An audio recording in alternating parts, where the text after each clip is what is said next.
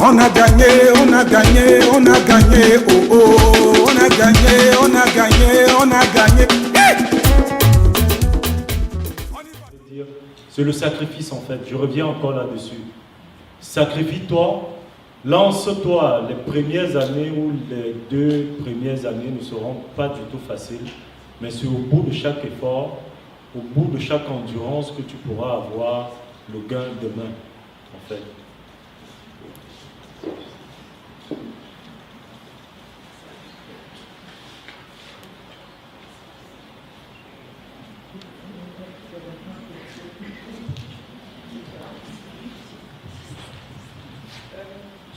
Bonsoir tout le monde. Je suis Madame Cumia, née et terminée. Je suis une Camerounaise. Si je veux parler, c'est juste parce que j'étais aussi une commerçante. J'avais créé une boulangerie-pâtisserie sur Bordeaux, 10 ans ou plus. Donc je voulais féliciter David pour son courage. Et puis, ce qu'il a fait, comme il t'a dit tout à l'heure, dans le commerce, quand tu dépasses 3 ans, tout le monde te félicite. Même la chambre de commerce te félicite parce que tu as traversé l'étape dure. Maintenant, c'est à toi de gérer. C'est pour ça que je donne les conseils à tous ceux qui sont là. Que maintenant, chacun peut créer, comme David a dit, mais il faut avoir le courage parce que tu as le sacrifice de ta vie. Tu n'as plus de vie, ni familiale, ni quoi que ce soit. Tu ne peux plus sortir, aller en boîte, aller manger à gauche, à droite. Il faut calculer tout ton temps, c'est le travail. Parce qu'on ne confond pas le capital et le bénéfice dans le commerce. C'est très très dur. Donc, je vous encourage d'avoir cette force, le courage d'essayer de créer. Et une personne qui crée, je vous dis, il a sa place dans cette vie, dans ce pays. Il faut créer. Il faut créer. N'ayez pas peur. David a pris le courage. Vous aussi, vous pouvez faire pareil. Merci.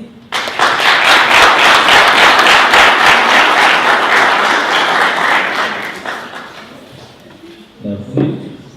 Alors, la maxime camerounaise qui dit la pousse des enfants, c'est le matin, n'a jamais eu autant son sens que ce soir, parce que nous accueillons la présence du grand frère et du papa, maître Longo Martin, qui a laissé les enfants courir le matin et qui vient boucler la course en soirée. Alors, très grand pénaliste et ce soir, excellent panéliste, nous allons lui passer la parole pour nous édifier sur la déontologie dans les différents métiers pour la jeune diaspora africaine. Bonsoir, monsieur. D'abord, vous voudrez bien m'excuser, mais je pense que je vois déjà dans vos regards indulgents une certaine tendresse qui va m'encourager à m'exprimer, puisque la pluie qui n'a pas pu vaincre la volonté à venir jusqu'à vous est le témoignage même que la manifestation que vous avez organisée, je la salue. Elle est vertueuse, il faut applaudir. Il faut que ce soit relayé, il faut qu'à l'issue de cette réflexion collective, les pistes se dessinent dans une réflexion partagée. Alors c'est vrai que je ne sais pas ce qui était dit avant, mais j'ai noté le sujet global. Permettez-moi d'abord de remercier les initiateurs de cette réflexion, mais vraiment merci à toutes les personnes qui ont œuvré et qui ensemble ont décidé de nous faire partager ce moment. Ce moment, je pense, qui est un moment d'excellence. Excellence d'abord parce que vous êtes des excellences. On aime bien ce mot-là au Cameroun, tout le monde est président, il y a des maîtres partout, des avocats qui sont des maîtres de cérémonie, des maîtres de tout ce qu'on veut. Mais ce qui est important, et ça me permet d'aller droit au but, c'est les valeurs qui accompagnent le statut que l'on revendique. Ça me permet de faire la transition avec la problématique de la déontologie. La problématique de la déontologie par rapport à la jeunesse, d'abord nous oblige à rappeler quelques chiffres. J'ai noté que la réflexion se dessinait ou s'inclinait ou se déclinait autour des métiers d'avenir, de la jeunesse de la diaspora. C'est chaque jour chaque année plutôt, on va dire plutôt chiffre en année, 10 millions de jeunes, je dis bien 10 millions de jeunes qui frappent à la porte des métiers. 10 millions. Cela veut dire que c'est à la fois des enjeux qui ne sont pas que des enjeux de réflexion comme ce soir, mais ce sont des enjeux géoéconomiques, ce sont des enjeux forcément géoculturels et nécessairement géocivilisationnels. Mais tout cela n'a de sens qu'à travers la qualité des hommes. La qualité des hommes suppose donc à la fois des convictions solides et des valeurs. C'est le socle de la déontologie. Une déontologie, c'est en réalité un ensemble de règles qui s'imposent en général à un corps de métier, à une structure, quelle qu'elle soit, une association, un gouvernement, tout ce qu'on veut, les étudiants, mais sans ce socle de règles, et donc qui dit règles, peut décliner avec règlement à respecter, on ne peut pas à la fois œuvrer ensemble vers la même direction. Donc, c'est vraiment la base. Cela passe par des choses élémentaires, c'est-à-dire le respect. D'abord le respect de soi, le respect des autres, le respect de la parole donnée, le respect aussi nécessairement de la hiérarchie, le respect, je dirais aussi, des institutions. Et nécessairement l'amour. Sans amour, on ne peut rien bâtir, que les choses soient claires. Voilà. Si nous sommes ici aujourd'hui, c'est parce que nous sommes portés tous par un même élan, un élan patriotique. Nous sommes tous animés d'une même vision, c'est de bâtir pas qu'un Cameroun d'excellence, mais une Afrique meilleure. Si quelqu'un n'est pas d'accord avec moi, je prends congé immédiatement. Quelqu'un n'est-il pas d'accord dans cette salle? Je vois qui n'est pas d'accord. Donc je me rends compte que vous êtes tout à fait d'accord, vous partagez cela. Et pour accompagner chaque projet, pour aller de l'avant, pour bâtir cette Afrique, ce Cameroun-là, je vous invoque, je vous convoque à aussi partager la solidarité, à raffermir ce que j'appellerais des solidarités essentielles. Les solidarités essentielles, c'est quoi? Ça veut dire que, regardez les organisateurs qui ont œuvré pour cette magnifique table, cet atelier de réflexion. Ils sont nombreux, mais ensemble, à travers une solidarité partagée, ils sont en train de réussir cette table. Donc, je vous supplie vraiment d'avancer dans ce chemin vertueux à travers le raffermissement des solidarités essentielles. Vous savez, je pourrais parler, comme on dit souvent les avocats, beaucoup parler, mais j'aime aussi, et je pense que c'est pas plus mal, un débat interactif. Et je n'aime pas, parce que mon excellent jeune confrère que j'aime beaucoup, qui est l'un des brillants pénalistes à Bordeaux, sait très bien que nous pouvons, c'est vrai, monopoliser longuement la parole. Mais vous m'excuserez de rester simplement sur des choses élémentaires, mais qui sont essentielles dans le sens de l'essence humaine que nous partageons. Nous avons en partage et en héritage quelque chose de fort. C'est le canon.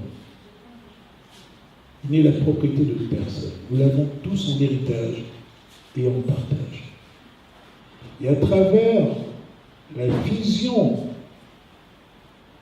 de cet édifice camerounais que nous voulons continuer à construire, à porter chacun sa pierre à l'édifice, je vous prie de rester ferme dans les valeurs qui sont celles que j'ai déclinées à travers le mot respect et le mot amour. Si on n'aime pas son métier, Si on n'aime pas les autres avec lesquels on peut travailler, ça peut être des collaborateurs, ça peut être ceux même avec lesquels on prend, c'est-à-dire les associés, on ne peut pas avancer. Donc, c'est basique. Respect, amour, solidarité. Ne me dites pas qu'à travers ces trois choses, ces trois valeurs, on ne peut pas ensemble continuer à avancer et ensemble à partager ce beau rêve d'un Cameroun vertueux où tous ces enfants, tels que je vous connais, je vois certains visages avec lesquels il m'est arrivé de discuter. Encore samedi dernier, je le vois quelque part là-bas, voilà. Pendant 20 minutes, on a échangé dans un restaurant dont je ne ferai pas la publicité parce qu'ils sont tellement nombreux que si j'en parle d'un, les autres me diront « mais tu n'as pas parlé de nous ». Mais ce qui était vraiment fabuleux, c'était que j'ai vu un jeune étudiant qui aimait beaucoup son pays, qui était exigeant. C'est une autre valeur, c'est l'exigence. L'exigence, c'est une vertu qui vous permet, à travers un esprit de perfection, de réussir votre projet, donc de réussir votre métier. Il faut être exigeant avec soi-même avant de l'être avec les autres. Voilà. Je pourrais encore en dire plus, mais je m'arrête là et je suis prêt à répondre à toutes les questions que vous voudrez bien me poser. Je finirai avec un témoignage personnel. Je suis avocat à Bordeaux. Je suis le doyen des avocats camerounais. J'ai fait un double deuil, un deuil de droit, un deuil de philo, que j'ai suivi en même temps. Également des études de droit anglo-américaine et de droit international allemand. Je voulais être avocat depuis l'âge de 7 ans, pour des raisons qui sont proches de ma famille maternelle sur le plan politique. Ma mère est de la famille originelle de l'UPC, puisque je suis le petit-fils Mathis Massoudjok, qui était donc roi à Ezeka.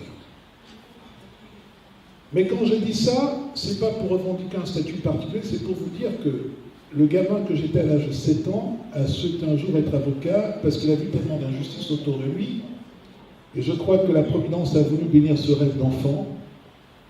Et avec l'exigence d'un enfant qui voulait apprendre et réussir, et qui s'entêtait à cela, je crois que ma première aventure amoureuse, je vais le dire, et encore c'était un petit bisou, hein, ça remonte à peut-être, j'avais 24 ans.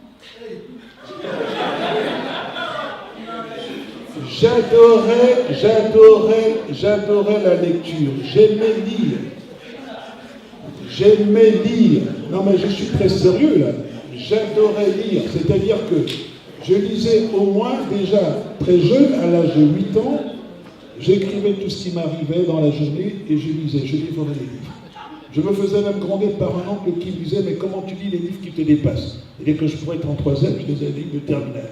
Pour ceux qui me connaissent, mais vous êtes trop jeunes, mais je vois les cheveux blancs là-bas quelque part, je donnais des conférences à l'époque sur Jean-Paul Sartre, alors que je n'étais qu'en première au Cameroun. Je veux simplement vous partager ce témoignage pour dire que cet enfant a continué son chemin, après des études de droit, ensuite Bordeaux, où j'ai choisi de venir, ou peut-être qu'on a choisi, parce que mon cœur, ou celle qui a décidé peut-être de très loin, d'appeler que je vienne en exil sentimental et que je reste greffé à son cœur, était à Bordeaux.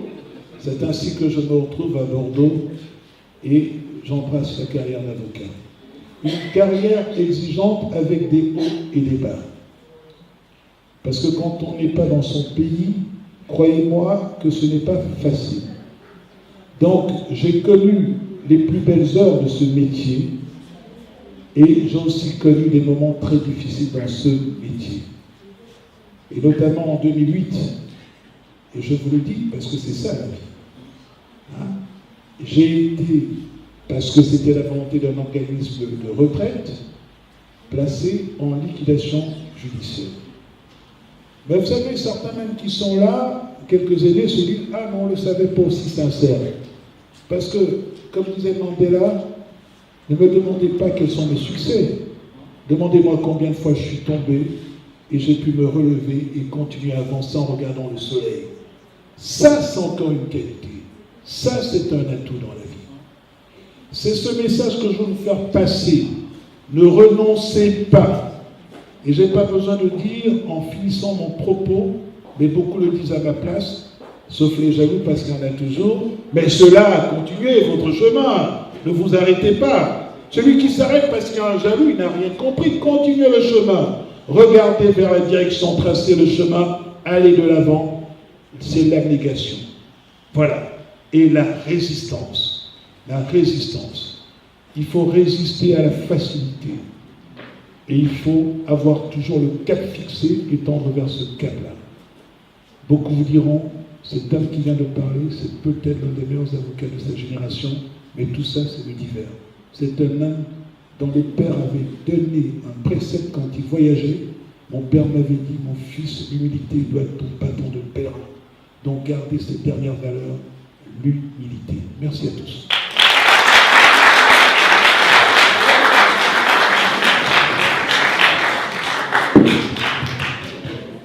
Il ne va sans dire que le discours vaut son pesant d'or.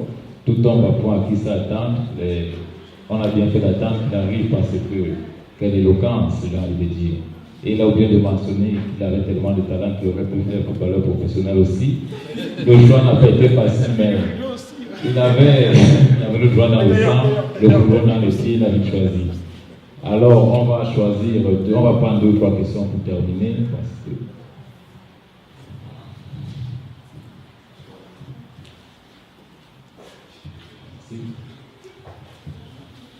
bonsoir et bonne fête de la jeunesse à tous mes confrères et sœurs ici présents. Je me prénomme Fabrice Stéphane. Je me nomme Tuale. Je suis étudiant à Bordeaux 1 en Master 2 en informatique.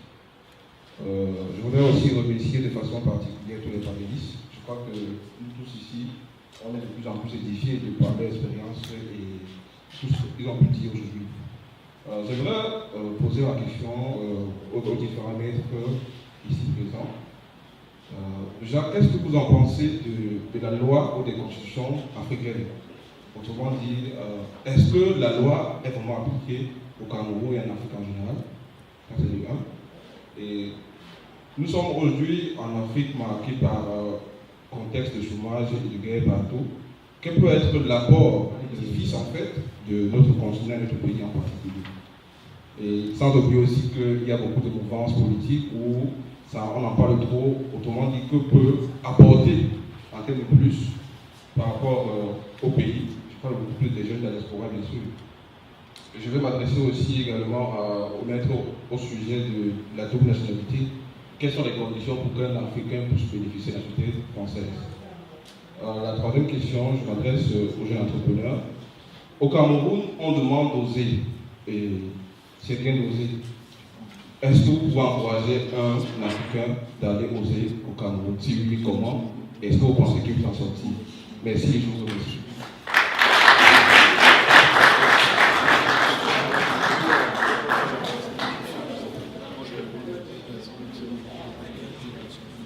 Alors, je porte peu, on va attendre que vous finissiez de vous préparer.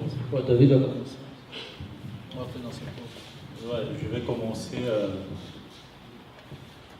par remercier déjà notre jeune confrère étudiant pour cette question qui me tourmente aussi, moi aussi, en fait.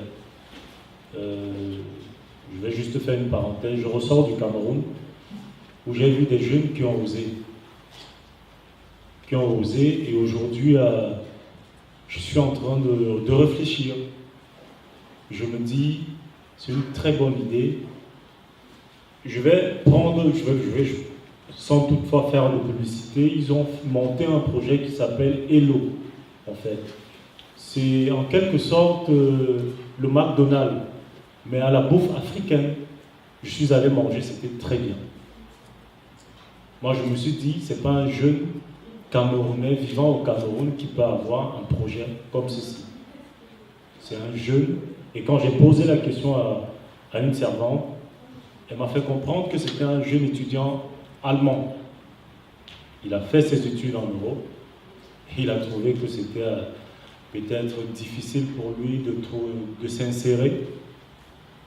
Il est rentré au pays, il a sorti Hello, où on peut trouver le coq, le coquille, tout ce qui est bouffe africaine à 1000 francs.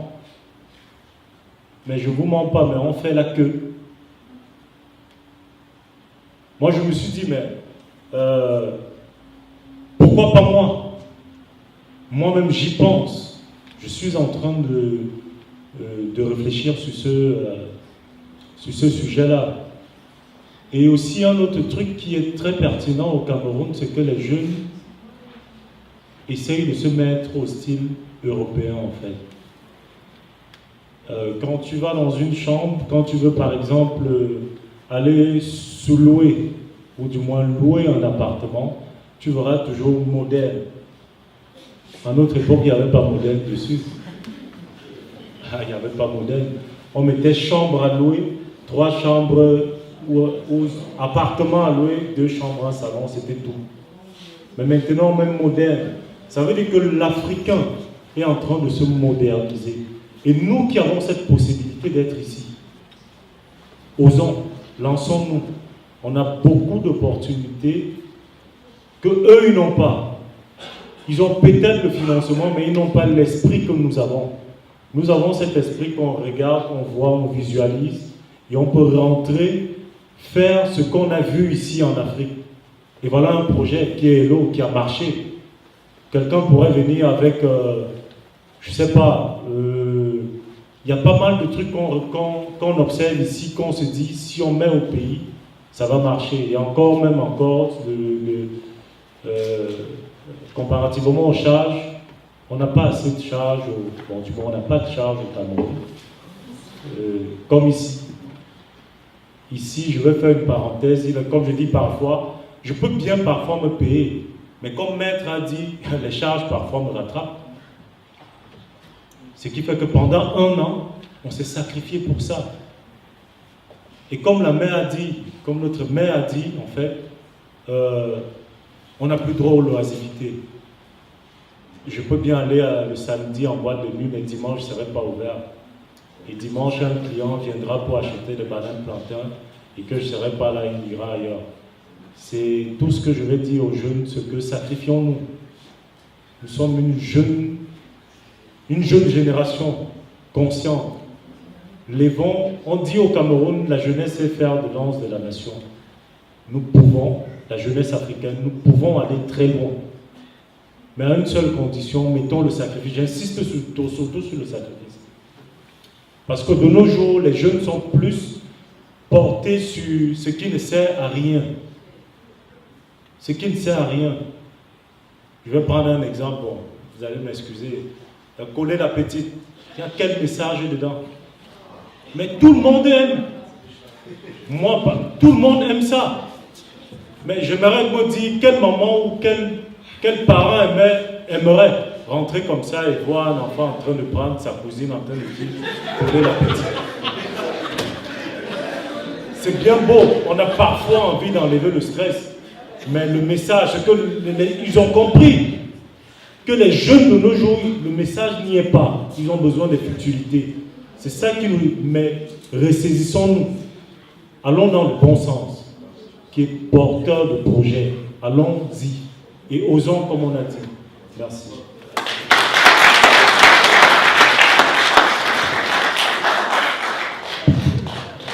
Oui, alors je vais prendre, merci David vraiment pour cette édification. Je vais prendre 2 questions. Donc la première c'était, la loi est-elle appliquée à l'Afrique? C'est une question qui revient assez souvent, comme si l'Afrique était un no man's land juridique.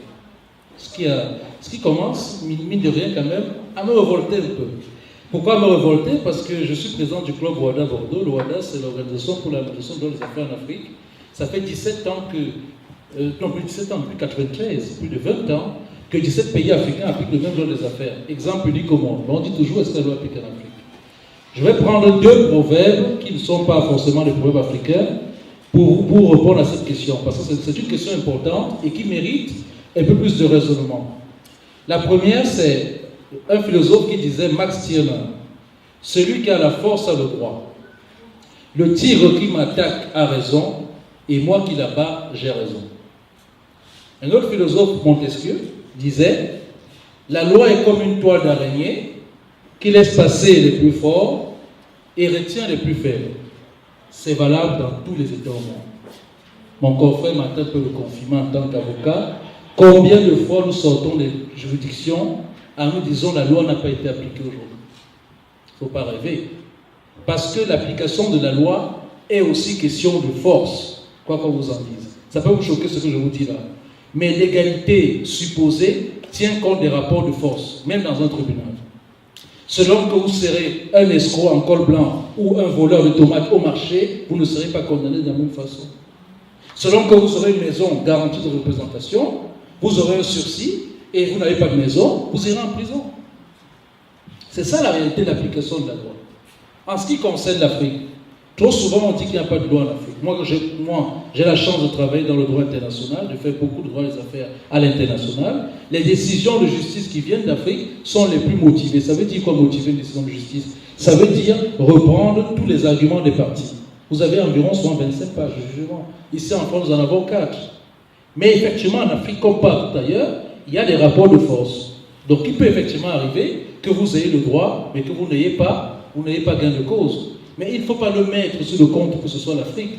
Il faut se demander quels sont les rapports de force des fois qu'il faut utiliser pour avoir gain de cause. C'est important de prendre des choses comme ça.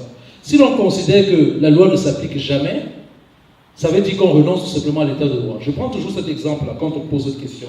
J'étais à une conférence dans une école de commerce à Cage une fois, on m'a posé la même question. Je leur ai dit ceci. C'est toujours facile de dire que la loi n'est pas appliquée en Afrique. Est-ce que vous avez déjà entendu parler d'une conférence sur le Qatar et la démocratie? Sur l'application de la loi au Qatar? Vous croyez qu'on applique la loi au Qatar comme on l'appliquerait ici? Est-ce que vous pouvez vous faire un procès au Qatar contre un Saoudien? Il y a des procès au Cameroun contre l'État camerounais, devant les juridictions. Il y a des contestations électorales au Cameroun. Il y a des procès au Cameroun. Il y a des plaintes qui sont déposées. Mais on n'en parle pas assez parce qu'on considère, on ne voit que les cas d'espèce. En ce qui concerne l'Afrique, c'est toujours ce qui est mal qui est mis en avant. Ça, c'est vraiment malheureux. On ne dira jamais il y a de droit en Afrique, on dira toujours, vous voyez, cette petite personne, elle avait son terrain, on l'a exproprié, elle avait gain de cause, mais celui qui est fort a pris son terrain, on ne l'a pas indemnisé. Comme si ça n'arrivait pas ici. C'est le rapport de force qui compte. C'est triste à dire, je suis avocat, mais je suis pragmatique aujourd'hui. Comme on dit, le métier d'avocat m'a dessillé les yeux, comme disait Mandela. L'expérience vous dessille les yeux. Dans son livre que je vous d'ailleurs invite à lire, A Long Walk to Freedom, il faut lire ce livre pour les jeunes. Un long chemin vers la liberté, de Nelson Mandela. Il faut le lire. Vous verrez, il y a des passages quand il parle du procès en Afrique du Sud, où il dit ceci qui est très beau. Il dit, dans le procès de trahison, les juges se sont élevés contre leur éducation, leurs préjugés, pour pouvoir rendre justice à des Noirs et ne pas nous condamner à la peine de mort. S'élever contre les préjugés. Un juge est un homme. Il jugera toujours avec ses préjugés. Vous ne pouvez pas le changer. S'élever contre son éducation. On m'a appris qu'un Noir n'était pas un homme. Pour le juger avec équité. C'est cela rendre justice. Et la justice tient compte de ses paramètres. Vous ne pouvez pas enlever la justice hors de ses paramètres.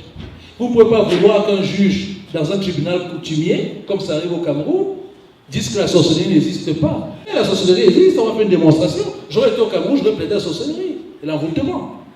La justice, elle est fille de la société. La justice n'est pas appliquée au Cameroun, la loi n'est pas appliquée dans aucun endroit au monde comme elle devrait l'être. Sinon, ce seraient des robots qui appliqueraient la loi. Oui, ça c'est quelque chose qu'il faut considérer. La loi appliquée en Afrique, et au Cameroun en particulier, avec les paramètres du Cameroun, parfois ça peut être difficile, mais il faut aussi tenir compte des paramètres.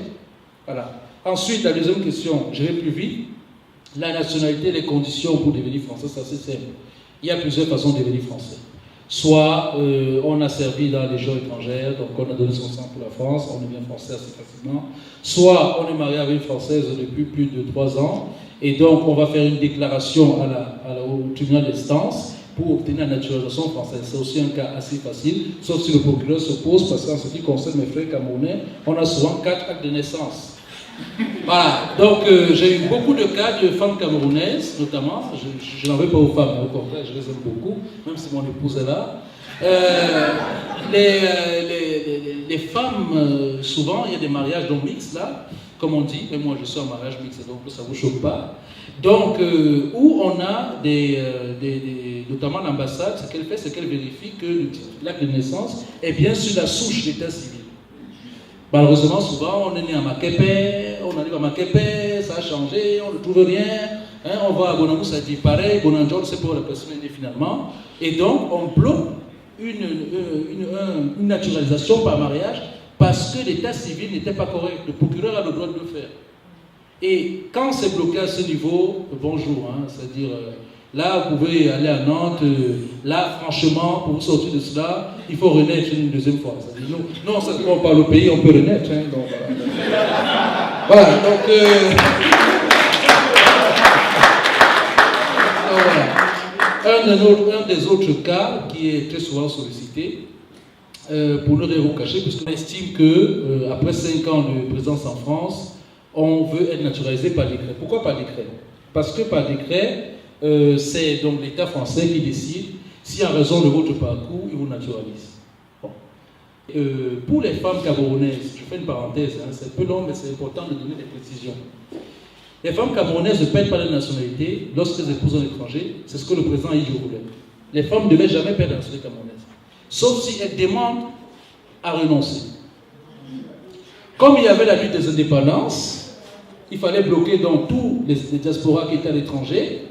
Et donc les hommes, eux, s'ils prennent la société française, il est prévu qu'ils prennent la société camerounaise. C'est qu'à l'âge de 16 ans, 16 et 18, quand ils sont nés ici, quand on est né en France, qu'on est resté en France jusqu'à l'âge de 13 ans, on devient, je veux dire, automatiquement français sur le sol. Voilà, donc c'est les 3 grands cas de naturalisation. Pour résumer, soit on a accompli un service pour la France, ça peut être le cas, donc comme j'ai dit, de la guerre, ça peut aussi être un espace sportif, ou alors un grand romancier, voilà, qui ont donné la nationalité française, voilà, les grands champions sont là, voilà, soit on a donc été marié à un Français pendant plus de 3 ans de manière continue et que la personne française ne demande pas le divorce avant, donc voilà, on devient aussi français à condition que l'état civil soit régulier. Soit on sollicite une naturalisation par décret, ça vaut pour tout le monde, ce n'est pas que les Camerounais. Voilà, ce sont les 3 cas les plus classés. Donc je passe la parole à Martin qui peut apporter la diaspora au pays. Merci.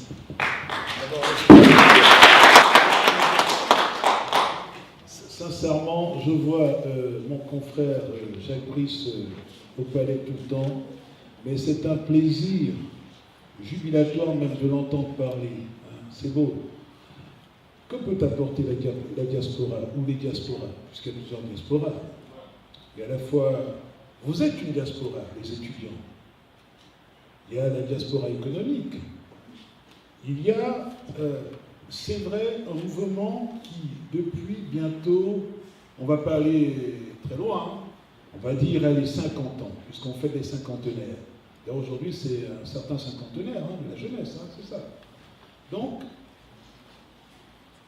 qui tend vers quoi? Vers la mobilisation des talents, des atouts, des énergies de chaque ou des diasporas vers l'intérieur du pays. Et vous contribuez à ce mouvement-là. Donc la diaspora peut d'abord, dans cette mobilisation massive des talents, à travers aussi des réflexions, c'est-à-dire cette table participe forcément d'un atout à travers les recommandations, les décisions, ce que vous allez décider à la fin, de dire, voilà, qu'est-ce qu'on peut faire après tout ça? Tout ça participe pour faire avancer notre pays. Il faut savoir que chaque année, si je me trompe, vous me rafraîchissez la mémoire, c'est 50 milliards de dollars américains qui sont transférés au niveau des fonds de l'Europe vers l'Afrique. Donc, ça, c'est aussi une contribution de la diaspora pour le développement. Mais pour rester en contextualisant aujourd'hui ce débat, moi je pense que vous pouvez, vous les étudiants, apporter aussi, à travers une mobilisation sectorielle, c'est-à-dire qu'il y a ceux qui font le droit, il y a ceux qui font l'informatique, il y a ceux qui font les mathématiques, et il y a les médecins, j'en vois là, je vois les médecins. Et ouvrir des structures au Cameroun pour transférer à la fois les technologies, mais il faut aussi nécessairement les ressources humaines. Je vais m'arrêter sur la problématique des ressources humaines.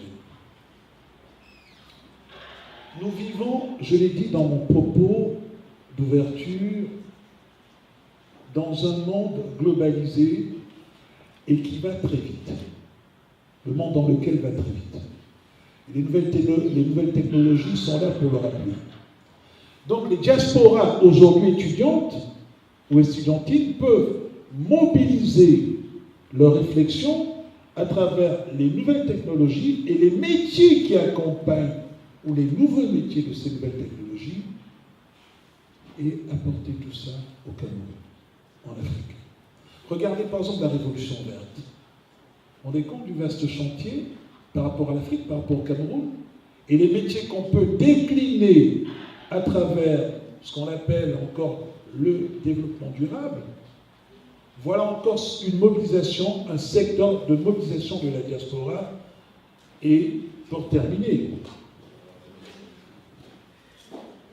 j'avais proposé aux autorités camerounaises, c'était en 2004, qu'elles créent un ministère des résidents des Camerounais de l'étranger. Je vous rassure, ce n'est pas une nouveauté de ma part, et ce n'est pas d'ailleurs une invention de ma part. J'ai pris, en m'appuyant de manière comparative sur ce qui se faisait dans d'autres pays, que ce soit l'Algérie, le Maroc, pour prendre que ces deux pays-là, qui ont créé, comme vous le savez, des ministères des résidents, des ressortissants de ces pays. Quel est l'intérêt? Quel est l'intérêt? Les ambassades, les représentations diplomatiques, les consulats, on le voit très bien, pas que camerounais, ils ont du mal à traiter les attentes, les demandes de manière réactive de leurs concitoyens. Un ministère des résidents des Camerounais de l'étranger, comme ça a été créé en Algérie, comme ça a été créé au Mali, comme ça a été créé au Maroc, permet de mobiliser donc à la fois ceux de la diaspora qui ont un avantage, d'abord parce qu'ils viennent du pays, ils vivent aussi ici.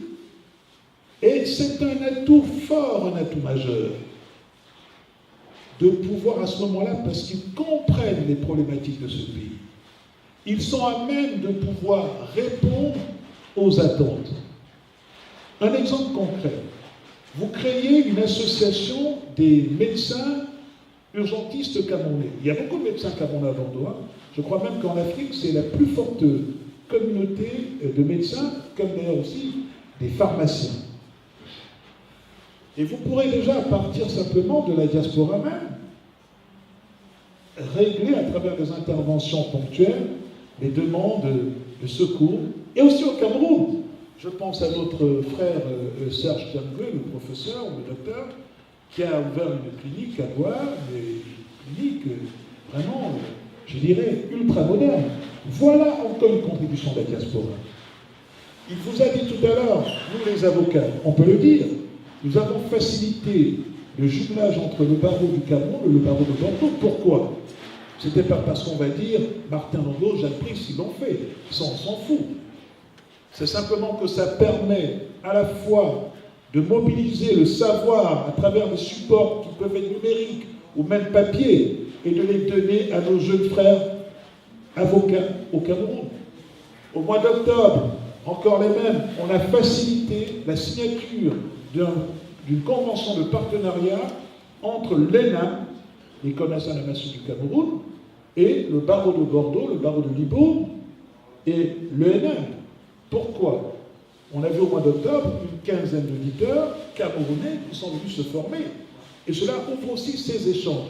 Donc, ce sont là autant de secteurs, de vecteurs, de mobilisation pour contribuer à développer le pays. Alors, c'est vrai qu'on nous a dit émergence 2035. Je vous dirais que ne souriez pas. Le Cameroun est sur la bonne voie. Parce que l'émergence globale pour l'Afrique, c'est 2060, hein, si vous ne le saviez pas. C'est 2060. Le Sénégal a dit 2020. On attend de voir. Nous sommes prudents. Vous savez, il faut être prudent. Donc on a dit 2035. Je pense qu'avec cette jeunesse dynamique que je vois, on va ensemble continuer à aider le Cameroun à travers justement les contributions de la diaspora à se développer. Mais j'insiste toujours sur une chose. Tout cela n'est possible qu'à travers la qualité des hommes. La qualité des hommes. Cette qualité passe par la formation. Que ce soit la formation initiale, que ce soit la formation continue. Voilà encore un secteur où les diasporas peuvent. Vous pouvez vous organiser à chaque séjour au Cameroun, un groupe d'étudiants par secteur. Vous dites, voilà, on arrive, vous prenez des contacts sur place et vous faites partager le savoir. Parce que le savoir est un pouvoir. Merci pour votre écoute.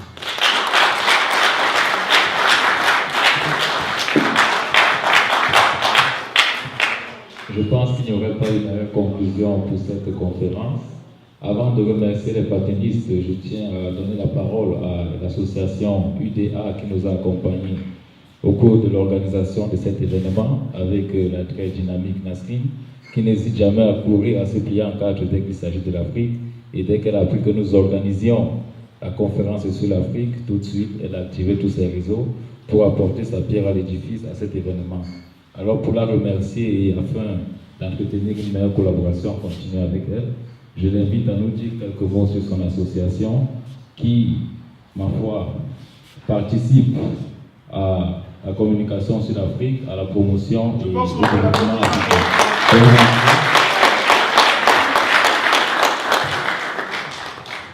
Bonsoir, je m'appelle Théodore Nasrin, je suis gabonaise de nationalité et je n'étais pas préparée à vous parler ce soir. Du coup, mon association, ça s'appelle UDA, donc Union au développement africain. Les visions et les valeurs qu'on essaie de partager, c'est vraiment la solidarité de tous les pays d'Afrique, la fraternité et aussi le travail, l'amour, en gros un peu de tout. Mon association aujourd'hui compte plusieurs nationalités, c'est-à-dire la Côte d'Ivoire, la Guinée, le Congo et le Gabon. Et nous sommes à la recherche de plusieurs autres nationalités pour pouvoir représenter l'Afrique dans sa totalité. Nos actions sont diverses. Elles sont d'abord dans du caritatif par des dons, mais aussi dans la solidarité internationale. Pour vous faire une illustration de ce que nous, on essaye de faire pour le développement de l'Afrique, on prévoit par exemple de faire un guide des cellules étudiantes, c'est-à-dire les étudiants qui viennent et qui ont du mal à s'insérer ou qui ne connaissent pas vraiment, pouvoir les aider à s'intégrer ou à trouver des moyens de pouvoir répondre à leurs attentes. On essaye aussi de mettre en place un séminaire d'orientation pour les étudiants, particulièrement du Gabon, parce que c'est là où nous avons plus de contacts, où on présentera plusieurs profils de professionnels à des étudiants qui ont du mal à s'orienter, parce que c'est vraiment un problème que rencontrent les étudiants gabonais, en particulier parce que c'est l'exemple que je peux donner vu que je viens du Gabon. Ils ont du mal à s'orienter parce qu'ils n'ont pas vraiment de personnes pour montrer le métier qu'il faudrait, un peu comme aujourd'hui par exemple. Donc voilà, c'est un peu tout. Merci beaucoup pour votre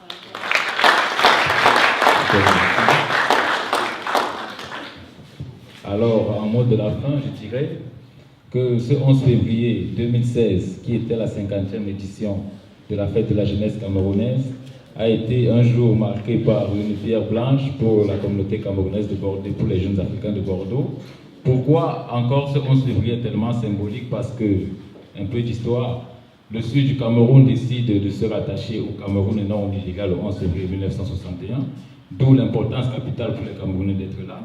Et le 11 février 1990, j'en vois sourire, c'est la libération de Nelson Mandela après 25 ans d'emprisonnement.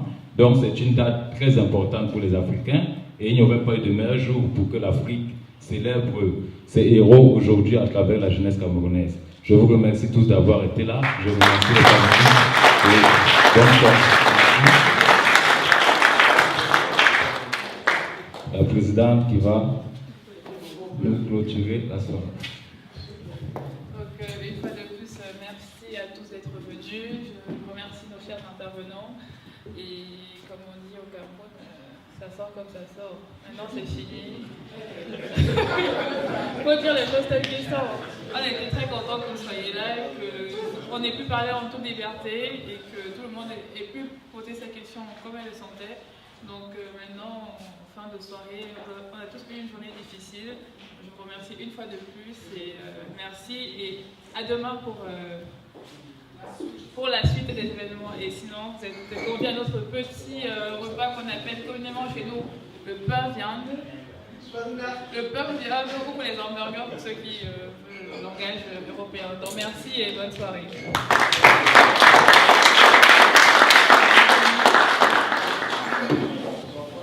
On a gagné, on a gagné, on a gagné, oh oh, on a gagné, on a gagné, on a gagné. On y va tout le monde, on y va tout le monde.